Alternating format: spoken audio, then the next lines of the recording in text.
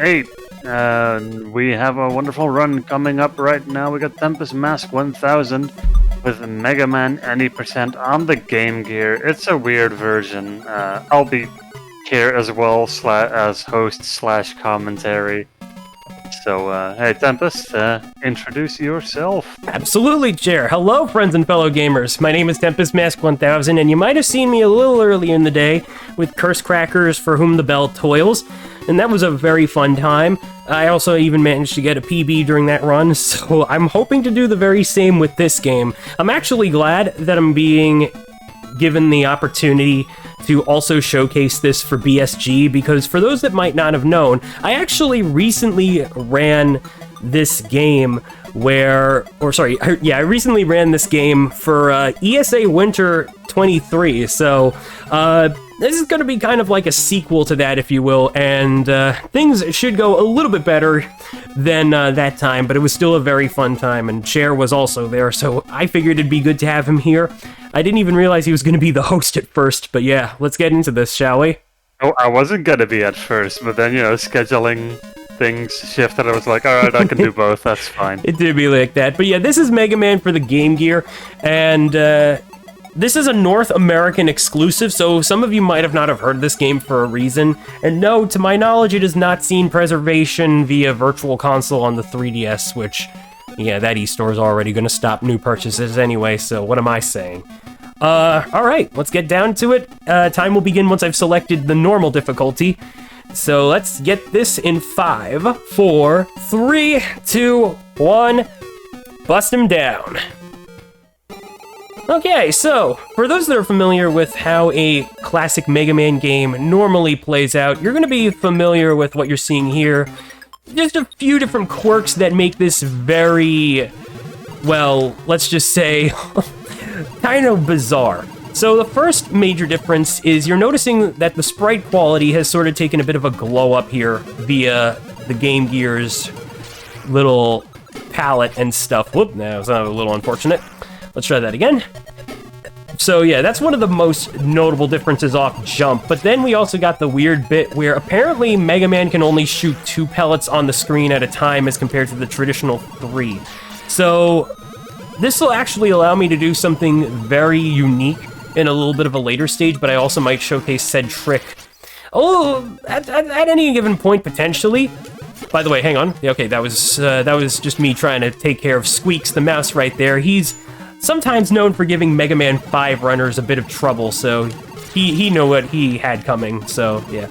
Anyway, aside from that, Mega Man basically plays out a lot like how he does in Mega Man 5. So if you're unfamiliar, his Mega Buster's charge shot will reset its charge level for each time I take damage, but the Mega Buster is also very strong. This also applies to the Rush Coil, by the way, which is probably the worst Rush Coil within the series. It's unique, yes, but the way it functions is just kind of weird for if you're used to how it applies in the other titles. And yeah, it also makes a comeback here for some reason. Yeah, this game takes a lot from Mega Man 5, and also it grabs content from 4, and then one instance from 2, as we will see later on. It's a weird mix of just jumbling Mega Man things together into one game. Yeah, very much so. But one nice thing we're about to see is that Stone Man is not a pushover. Oh wait, that's not a nice thing. Not for me, anyway. So he's a lot faster in this game, for some reason. This is just probably the way of the developers coding this and so on and so forth. I should mention that this game wasn't directly Capcom developed, but rather this was done by a company called Freestyle, which the project itself was headed by publisher US Gold. And chances are you might have heard of them if you are familiar with Game Gear ports in general. Or so I've been told, that they have worked on other Game Gear ports of other titles too. Essentially, they wanted to bring Mega Man to the Game Gear here, this Sega handheld, and yeah, this was the result.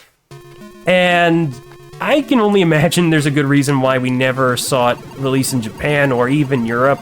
It's It's, like I said, it's very bizarre, but also, ironically, that makes it probably one of the rarest Mega Man games to find, because if you even try to look for buying the physical cartridge, you're probably going to be asked to pay at least $500 US, and I will never understand the secondhand market over here in the States at all. Every other place has it much better than we do, let me just put it that way.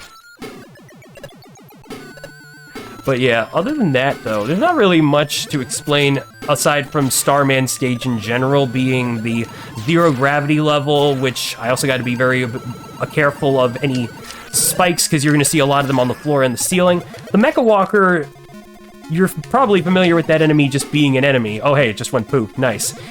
The Mecha Walker in the stage has been sort of promoted to semi-mini-boss status. It's still an enemy that takes probably just as much hits to bust down and stuff, but the game will not let me progress to the next room until I defeat it, and that'll also apply to this one as well, which means I simply cannot enter the boss gate until it's down, just like that. And now I'm going to switch into the stone weapon, which you saw me collect after beating Stone Man right there. Now, as you can imagine, because of the different group of robot masters within the stage select screen, some weaknesses are going to change, which means Starman here was weak to the Power Stone, which works a little differently because, believe it or not, there's no 3 stones, rather there are 2 of them, and one spawns above you, the other below you, and actually it works a lot better this way, surprisingly. So, it's not the worst rendition of the Power Stone at all. In fact, I would say it's probably the second best compared to Power Stone from Mega Man 2 The Power Fighters, an arcade title, which just completely changed the move. So, by definition, it's technically better. Speaking of things that are slightly better, I've noticed in this game, there's a lot of classic Mega Man games with like the screen freeze upon picking up health and all that. This game does not seem to have that. That's correct. Normally you would see that sort of thing in fan games or even some of the more modern titles. Like, I've been told that Mega Man 11 actually does have that going for it, so that's actually really nice. But yeah, technically in official games, this kind of did it first. At least, like I said, in official games. Take that with a grain of salt, as you will. But yeah, no, this is Brightman's stage, and if there was any time for me to suddenly lose my good pace, it would probably be here. One thing you've probably noticed throughout the run is that the camera is much different from Mega Man games in general, where what normally would happen is, it's like you're probably going to see horizontal screen movement, typically in a 8-bit Mega Man game, or even vertical movement if, well, actually, no, maybe not usually, but yeah, no, the whole point I'm trying to get at is, in Game Gear Mega Man, the camera is fully following my movement, something that's practically unheard of. Alright, here's the worst part of this stage, because the jump is way tighter, and yeah, there we go. So this was kind of what I was alluding to with my sort of revenge run, because it's this section that really wrecked me the first time I showcased this. And here's something that could potentially go worse, but there we go, first try! Yep, I did not want to say anything right there. Even in the original classic Mega Man 4, those platforms in Brightman stage are very jank. Yeah, you can say that again. But now for a practically scripted fight. Oh, he actually froze time on me. That's not how this is supposed to go, but oh well. I actually managed to not waste my ammo this time. Now, I did want to try and be as close to the center of the screen as possible, because that usually allows me to undergo the weapon grab animation a whole lot faster. But other than that, yeah, no, things are looking pretty nice so far. I cannot complain with being able to not die once in Brightman stage, like, at all. That was very good. So, you're probably wondering how fast you can beat this game. And if I'm not mistaken, the world record is somewhere around sub 15 minutes, if I'm not mistaken, by White Hat 94 or 997. I got the number potentially mixed up in my mind. By the way, here's that little pellet trick that I was telling you about. If you looked very closely, you might have just seen me turn a uncharged pellet into a half-charged pellet. So for whatever reason, the game recognizes the maximum shot limit as 2, but if I undergo a charged shot, it will turn one of those pellets into a stronger one, which can be really nice for longer hallways like that one, because like with Napalm Man's original stage, those drills that come out of the halls will instant kill Mega Man if he touches them. That's definitely not something you want to normally experience, and they can also be just flat out annoying when by the way, I am picking up that safety life. They can be flat out annoying when the explosion can also damage you too. Alright, so now we got some more missiles, and just like in Starman's stage, they break and shoot shrapnel and stuff, and alright, cool. I managed to remember to not hit those spikes, which is also good. But now for probably one of the worst parts of the stage with this wacko camera. Yeah, you gotta avoid the missile guys. The last one does not spawn from that pit, or that rather, one does not spawn from that last pit. You know what I mean. So now I'm gonna let Chair explain Napalm Man. Yeah, Napalm Man, what is there to explain? He's a bully? He's very much a bully, and that death wasn't intentional because I knew I was looking low on health, and I want to make sure that, like with the Bright Man fight, I want to have my ammo, like, fully in line and stuff. If I were to suddenly die, that would be pretty bad. Yeah, so in this game, the flash of Bright Man has to be on screen in order to damage the boss as well. So as soon as he goes off screen, you're kind of screwed. Yeah. Well, that was actually a gold split. Let's go. Very nice. I will say that my live split is comparing off of my PB that would have had video proof if it were not for the fact that OBS screwed up and forgot to capture the actual game feed. So the only proof I have of it is the audio, but of course, I prefer to try and be fair and follow the whole no vid, no did policy, so yeah, my current submitted PB to the Mega Man RT leaderboard for this game is a lot bigger, but that's only because that was my current PB via actual something I actually was able to film and stuff. So essentially my overall PB is 19 minutes 29.8, but in terms of other things, well, yeah. Let's just say that I am probably going to be very underestimate, and yeah, I don't know. Oh, did something happen to the footage? Oh, just briefly, yeah. Stream just cut out, but we're back up. Okay, good. That's a little unfortunate. Hopefully that doesn't, hopefully that wouldn't necessarily invalidate the submission, but yeah. But hey, we have entered Waveman's level, and as you can tell... level in the Cossack Fortress for some reason. Yes, for some reason. So... Oop. Now that I think about it, though... I might have forgotten to, exclude that sound effect. Sorry if you just heard Discord for a second there, folks.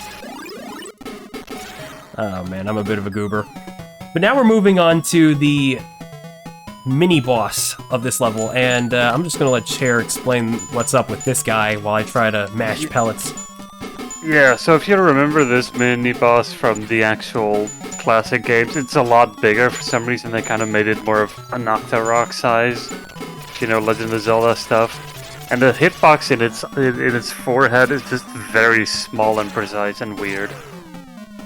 So you kind of just have to very specifically hit in between there. That's unfortunate. Unfortunately, that means I'm gonna have to do that all over again. But I guess it is what it is. I don't usually die there, but my health was looking a little absurdly low, and that was kind of my bad, so, you know, things do happen.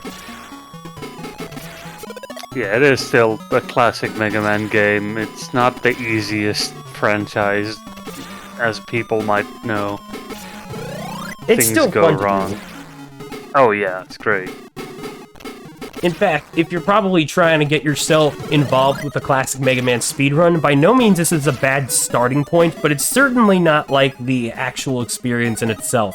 If you're looking for a game that you want to run, though, that isn't super huge and can easily give you a bit of experience on actually running a classic Mega Man game in itself, then this is by no means a bad option. Actually, I'm just gonna... Boss was very clean, by the way. Oh yeah, that surprisingly damageless. That doesn't usually happen, like, at all. In fact, I'm just gonna hang back here a little, but I'm also gonna be a bit mindful of my health. Maybe a... Sounds like I got a good pickup, though. That was either a life or an E-tank. Yeah, whatever. No, because it played that particular sound effect. Anyway, here's that little cannon enemy. Shout out to Mega Man 5. Yeah, shout out to Mega Man 5. So, here's Waveman. By the way, shout out to his silver-colored face, which is a thing for whatever reason in this game.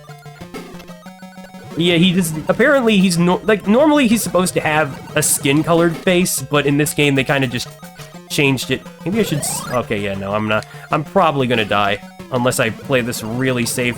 See, Waveman's pattern is very simple.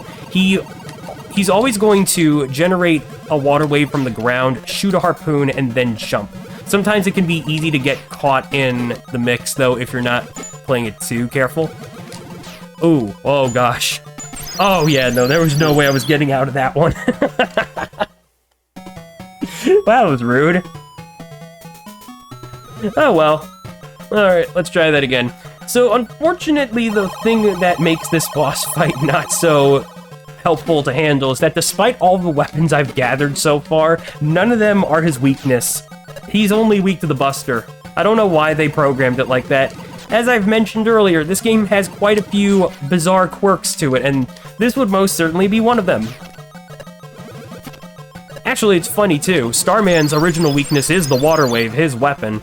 So, normally, that, like, I don't know. In a different order, it would have made sense. Basically. Alright, so we do have one more full-on Robot Master stage to go through.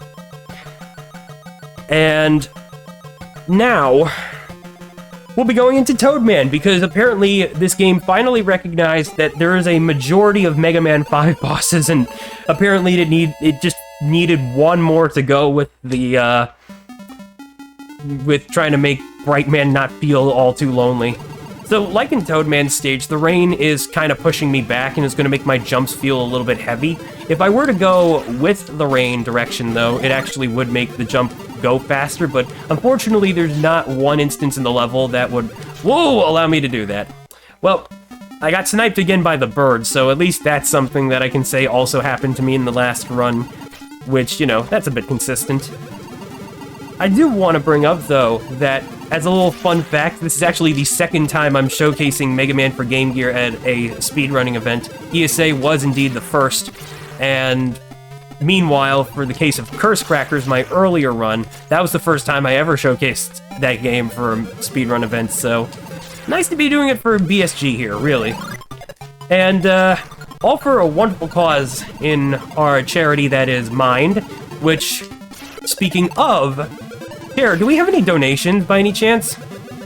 Currently do not have any donations, but what I can tell people is that you can, of course, donate for Mind. Mental health-based organization. They help out a lot of people, like any amount that you could spare would, of course, help out greatly. Absolutely. It's anything for helping out folks that definitely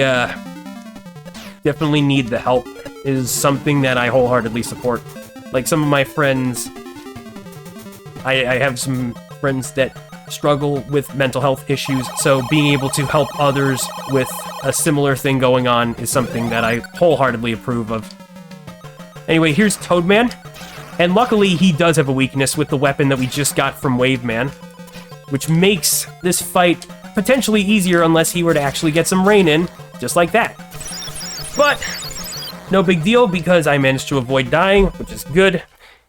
And with that, we have attained the final Robot Master weapon of this game, which you're not going to see, because unfortunately the Rain Flush does not have any practical purposes. See, the thing about switching out between weapons is that the pause screen has this little fill-up animation where you get to see all of the bars, including the health, which, by the way, I'm actually going to show it off, and I will demonstrate Rush Coil just because I like to.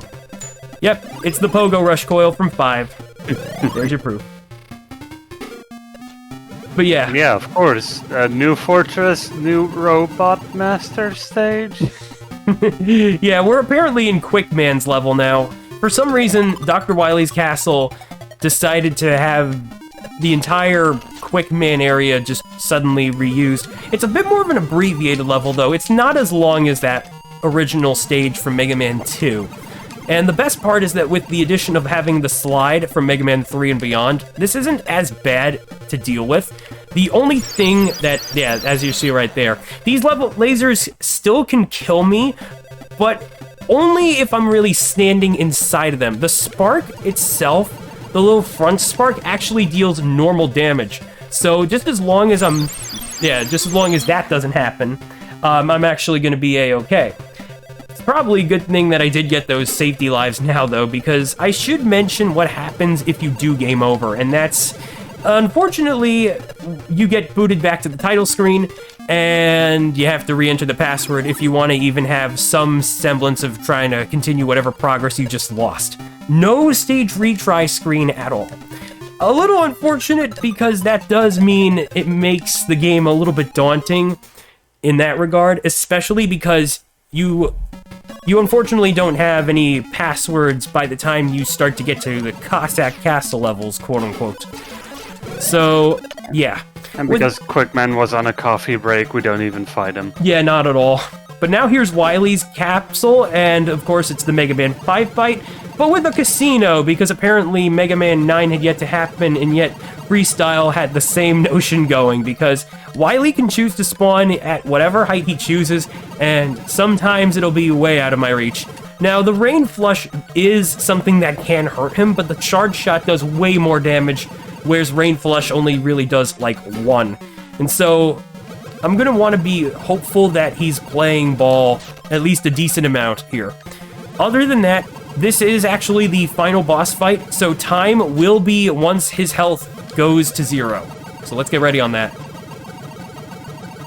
And yeah, like I said, a very, very fast and abbreviated Mega Man game overall. Like, we didn't even have 8 Robot Masters. Technically, we had 6, which is kind of like Mega Man 1 when you think about it, funnily enough.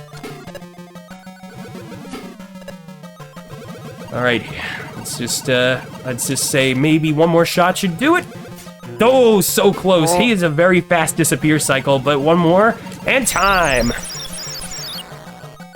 GG. Thank you. And that is a submission video proof PB right there of at least 3 minutes. And I love to see that. Absolutely. Mission perfect. The Cossack fortress blows up. I don't get why they did that. It's so weird. So rude. Unfortunate.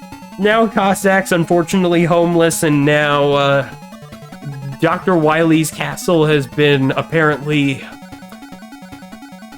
confiscated? I don't know. Apparently it also looks as though we might have killed the doctor because he didn't pop out of the capsule and do his begging animation. But you're probably wondering if that means that he's actually dead. Well, let's let these credits clear and we'll see for ourselves. By the way, I used to think that this was like the only original graphic that the game had, these colored fireworks, but technically those are the same fireworks that come from that enemy in Brightman's stage, so yeah. Even then, not really. Unfortunate. But hey, this is an interesting game, and it is a case of what could have been with, you know, Mega Man actually being on a Sega handheld. We actually have that, and for what that's worth, I can't complain. Like, Mega Man on a Sega console or platform is kind of rare in itself, and now that Mega Man Wily Wars has been making a bit more of a resurgence, I'd be interested to see if Capcom even thinks of putting this in a sort of a hidden gems collection. Probably not likely, but yeah. Anyway, there's Wily. He's okay. And apparently not doing his bow animation, so yeah. Anyway, Chair, thank you for joining me. It's nice to have a fellow Mega Man friendo along for this ride. Of course. And, Always a good time hanging out with some Mega Man footage being played. Heck yeah. Yeah, that's about it, really. This is gonna be it for me and my runs with BSG Online 8 here. I want to thank everybody for accepting this and Curse Crackers. I also want to give a shout out to the Classic Mega Man speedrunning community, which they are currently in the middle of their relay auditions, or qualifiers rather. So we are actually in the midst of having people do runs to hopefully partake in our annual series relay race. And if you want to check that out, go to Mega Man Speedruns. That's the name of the Twitch channel. All one word, no spaces or any symbols like that. And yeah, just a wonderful community in general. If you want to go join our Discord, we do have a link that you can find at the Mega Man RTA Leaderboard's website, where there's also a page with all the other Discord links alongside that. So yeah, if you guys do want to follow me, my Twitch is TempestMask1000. I also have a YouTube channel of the same name, and I do have a Twitter at It'sTempestSteve, where I do try to post any potential streaming updates because I do not have a static schedule, and that's just all there really is to it. But I thank you all for taking the time to tune in, and here's hoping we can raise a bit more money for Mind, because I know we still got quite a bit of marathon left, and you'll still see me poking around in one way or another. So, for now, just thank you for having me, shout out to Mega Man, and until next time, friendos, ciao, Michi. Alright, cheers. Alright, everybody, that'll be it for my hosting shift as well. We got the wonderful Prozac taken over from here on out.